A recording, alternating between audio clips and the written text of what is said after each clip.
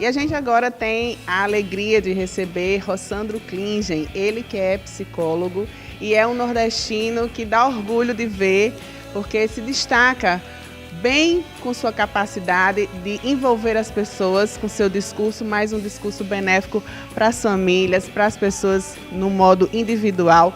Rossandro, a gente está passando por um caos, né, na humanidade e eu queria saber se a gente vai conseguir sair dele. Porque as coisas parecem tão difíceis, né? A gente vê a falta de segurança, a falta de educação, enfim. E a gente se pergunta todos os dias, onde vamos parar? Na verdade, essa questão da segurança era uma coisa muito mais no Brasil, né? Em vários países, mas pelo contrário, a segurança tem melhorado. Isso é uma questão nossa, que a gente realmente é um grande desafio como civilização, como povo, conseguir melhorar.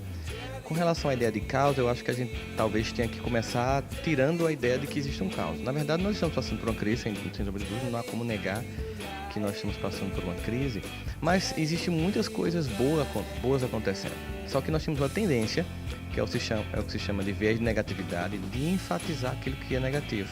Para você ter uma ideia sobre o avanço da cultura humana, no século XVI, 15% das pessoas morriam por causa da violência.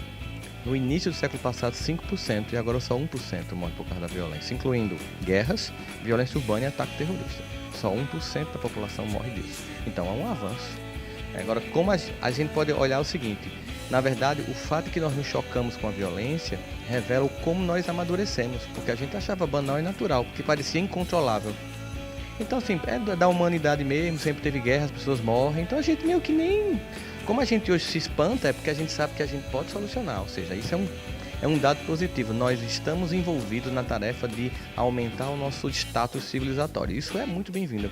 Se a gente observar de um panorama histórico, a gente vai ver um avanço. Se a gente observar somente hoje, a gente vai ter uma ideia de caos. Então, não é que não existem problemas acontecendo, nós temos que realmente melhorar o estado das coisas, mas nós estamos bem longe do caos. Eu diria que quem está em caos é o pessoal que está em Alepo, no meio daquela guerra fratricida, destruído, famílias todas mortas, a cidade completamente destruída.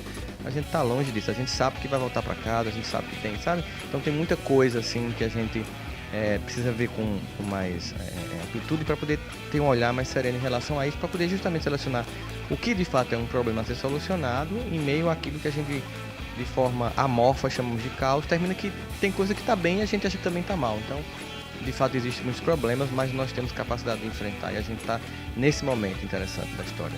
Como é que a gente pode ter esse olhar sereno, né, diante da vida, diante, né, de muitas vezes, como você falou, de não ter um problema, mas a gente achar que existe um problema ali? Uma das coisas que eu faço muito em mim mesmo é diferenciar aborrecimento de problema. Por exemplo, teve uma vez que eu vim aqui para Mossoró e eram mais ou menos 7h30 da noite, eu estava num desses trechos da RN que era muito buracado, agora está bem legal, eu vim por ele, e o pneu estourou, faltava mais ou menos 10 minutos para começar a palestra. Eu estava no meio do nada, o telefone não pegava, e aí, desespero, não, por quê? Porque foi um aborrecimento, o pneu furou, desespero assim, eu tivesse sendo assaltado, foi em algum tipo de violência.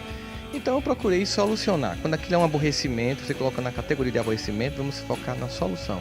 Cheguei um pouco atrasado, mas cheguei, expliquei às pessoas, deu tudo certo. Se eu ficasse me desesperando naquele evento, eu teria dado a ele um status de problema que ele não é. O problema é receber um diagnóstico que você está com câncer, que tem uma pessoa que você ama com uma doença muito severa. Então isso é um problema que também exige administração. Então você tem que, primeira coisa na sua vida, é aprender a categorizar as coisas, níveis. Se é um pequeno aborrecimento, um grande aborrecimento, é um problema pequeno, um grande problema, porque aí você sabe que energia você tem que usar para cada coisa. E aí você poupa energia para estar um pouco melhor. Para quando realmente vier um grande desafio, você ter energia para enfrentar e não estar esgotado porque investiu toda a energia em um monte de aborrecimentos cotidianos. Então, nos dê individualmente dicas, 2 ou 3 dicas de como a gente ter esse autocontrole, essa observação de categorizar as coisas para que a gente possa ter uma vida mais leve, uma vida mais suave. Cada um de nós tem aquele calcanhar de Aquiles chamado, né? Aquele ponto cego que a gente, quando pega, a gente surta. Acho que a primeira coisa que a gente tem que aprender é, temos que nos conhecer. quem primeiro tem que saber quem sou eu mesmo. Tenho que identificar quais são meus pontos cegos, onde é que eu me desando, o que é que me tira completamente do eixo e me perguntar por que eu fico tão mal por causa disso. Será que no fundo, quando a pessoa diz uma coisa que me irrita muito, não é porque há uma verdade que eu quero negar de mim mesmo? Então talvez seja a hora de eu pensar, não, então deixa eu assumir quando a pessoa, se ela me irrita tanto, é porque talvez o que ela esteja dizendo tenha sentido e eu esteja querendo negar. Então eu vou assumir isso, porque no momento em que a pessoa disser para mim uma coisa que eu sou, e eu souber disso, não vai me afetar. Tipo assim, seu nordestino. Pô, beleza, eu sou nordestino e isso não me diminui. Se eu acho que isso me diminui, eu vou brigar com a pessoa. Você tá me irritando, tá me chamando de inferior. Não, o problema é do preconceito da pessoa. Então eu tenho que ter essa visão sobre mim mesmo. Então essa capacidade de enxergar as nossas próprias a nossa interioridade. O problema é que muitos de nós não pensam sobre nós mesmos. A gente para pouco tempo para pensar assim, quem sou eu? Quais são meus valores? O que é que eu quero mudar em mim? O que é que eu não estou gostando? Quais foram as minhas conquistas? Me parabenizar pelas conquistas que eu tenho. Agradecer a vida.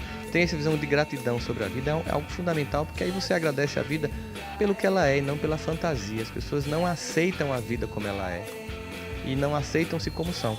E isso é um dos maiores dramas da humanidade, que provoca um sentimento de autoestima, de dor, de angústia, de ressentimento para consigo, para com Deus, para com a sociedade.